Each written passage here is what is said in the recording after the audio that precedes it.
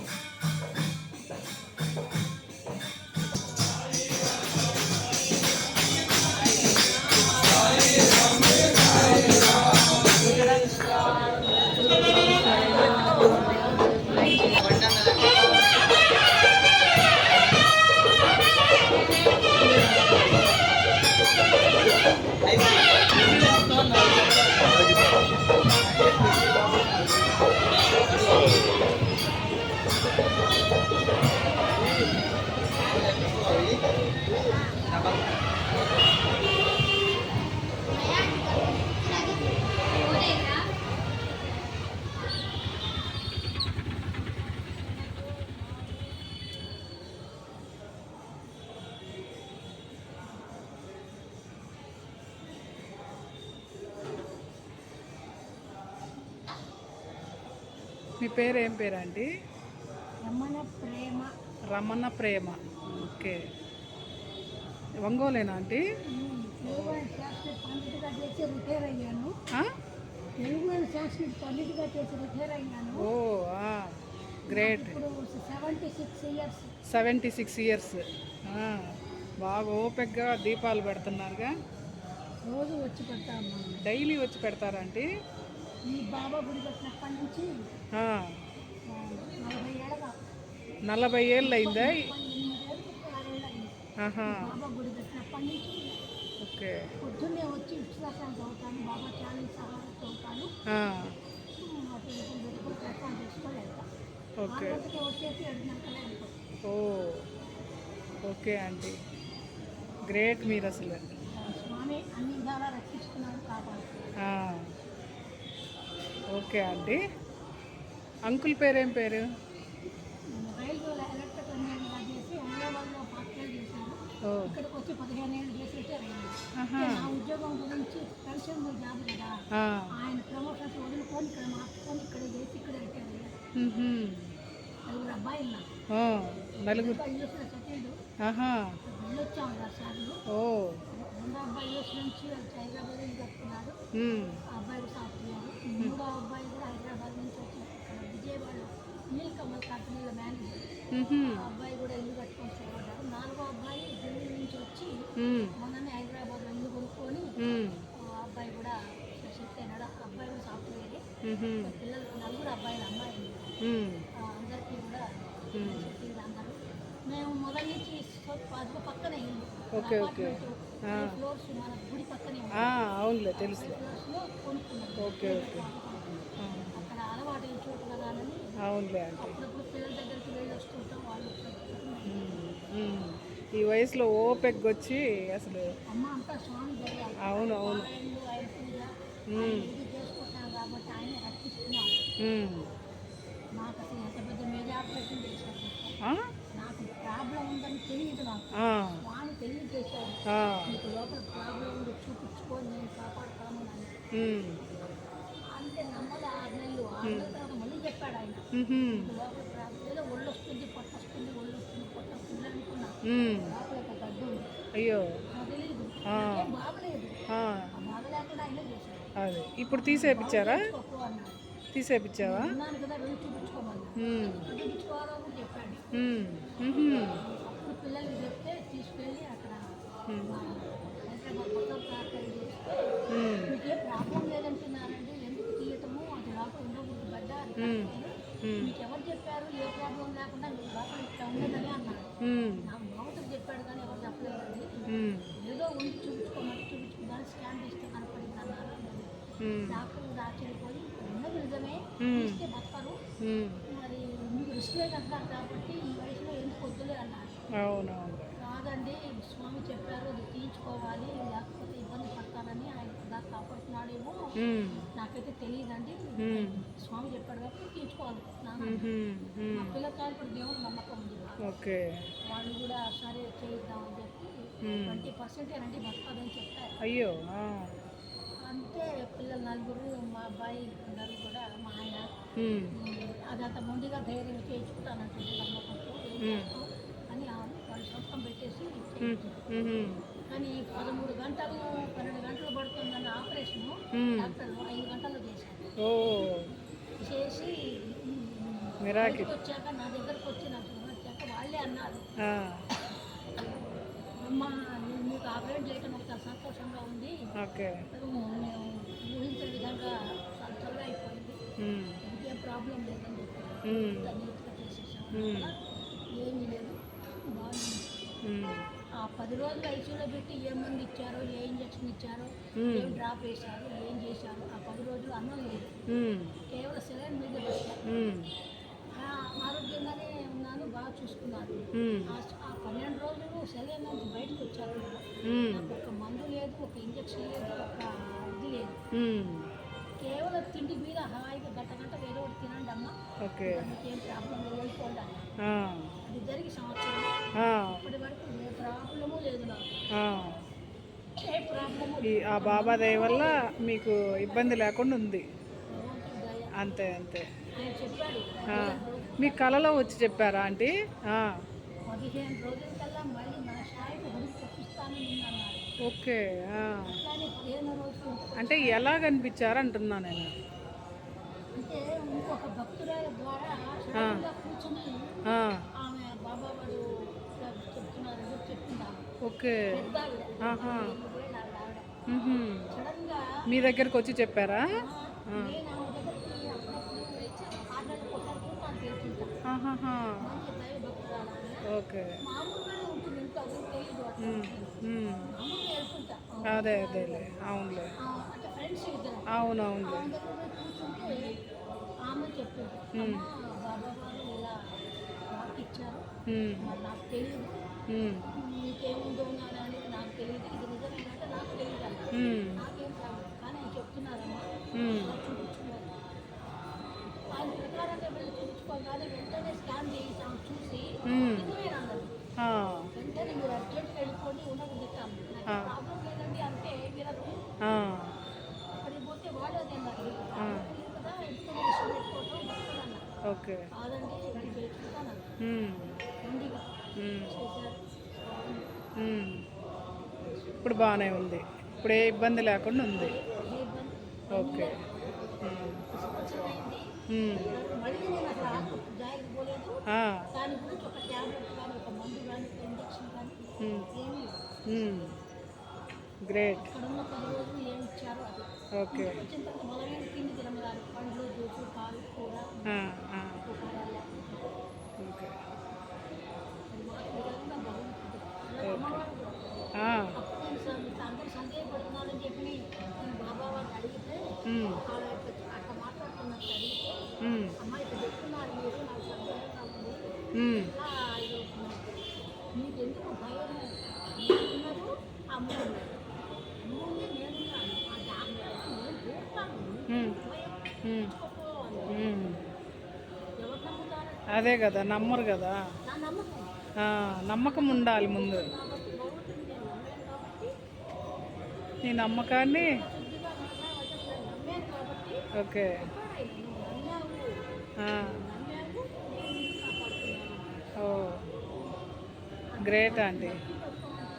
ఉమ్, ఏదొచ్చినా అదే కాదు ఇంట్లో నేను ఏదనుకున్నా ఉమ్, ఏం చేయాలనుకున్నా ఉమ్, ఏదనుకున్నా మనసులో ఉమ్, స్వామి దైవం కరెక్ట్ అవుతుంది ఉమ్, ఉమ్, ఉమ్. ఆ ఒక్క ఆధారం మీదనే ఆ నమ్మకం మీదనే నేను ఏ పని చేసినా నమ్మకంగా చేయాలంటారు, అంతే కదా. ఏ కార్యాలు చేసినా ఏ పూజ చేసినా ఆయన అందరితోటి ఆయన ఇద్దరితోటి చేశాను 40 ఏళ్ళ నుంచి ఇదే ఇప్పటికప్పటి నుంచి ఇక్కడ ఓకే. స్కూల్ కూడా ఈ ఊళ్ళోనే స్కూల్ కూడా ఉహుం. మీరు చేసింది ఏ స్కూల్ ఆంటీ? ఓరెంట్ల జనరల్ హై స్కూల్ అని ఆహా. అది గవర్నమెంట్ లేడీస్ స్కూల్ ఉహుం. కన్సల్ స్కూల్ ఉహుం. ఉమ్. ప్రమోషన్ చదువుకొని ఆయన ఇక్కడ మార్చుకొని ఇక్కడ పెట్టారు. ఓకే. ఓకే. ఆ నలుగురు అబ్బాయిలు కూడా టార్చ్ పడుతుంది ఉమ్. వాళ్ళని చదివించి అందరినీ కూడా చేసి మా గవర్నమెంట్ స్కూల్లో చదువుతున్నారు ఒకటి నుంచి 10th దాకా నా దగ్గర చదువుతున్నారు. ఓ, ఆహా. తర్వాత కన్యాకుమారి చదువుతున్నారు. ఆ, తర్వాత అందరూ సెటిల్ అయ్యారు. పరీక్ష రాసుకున్నారు, సీట్లు వచ్చినాయి, ఓకే. చదువుతున్నారు, ఉమ్. ఉద్యోగాలు కూడా అవే వచ్చినాయి. ఉహుం.